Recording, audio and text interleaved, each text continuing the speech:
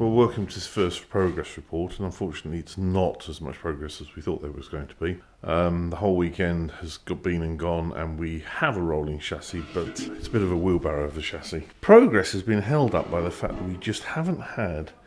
we haven't completed any job because we haven't had a full set of nuts and bolts and things that fitted together, and it's generally been hugely frustrating.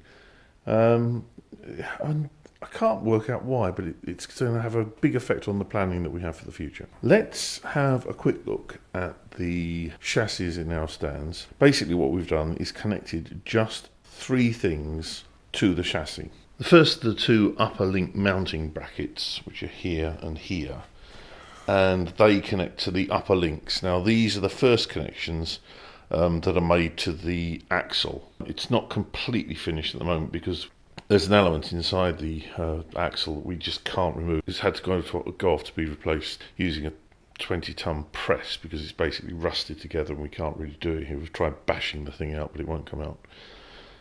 So the first connections then are these upper link mounting points.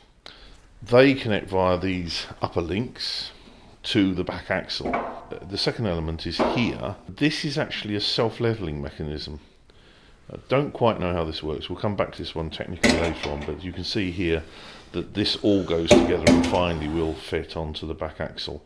The second mounting point are these here, which are the rubber mountings for the lower link assembly. Connects to the chassis here.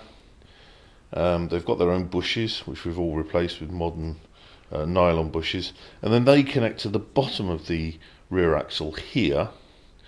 They essentially give the forward and backwards stability to the rear axle.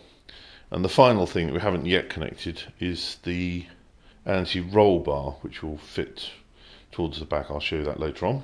The third points that we've added are these mountings here, which are for the shock absorbers.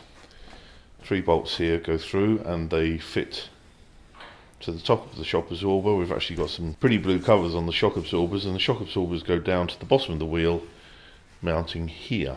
The final things that aren't actually connected to the chassis are the springs.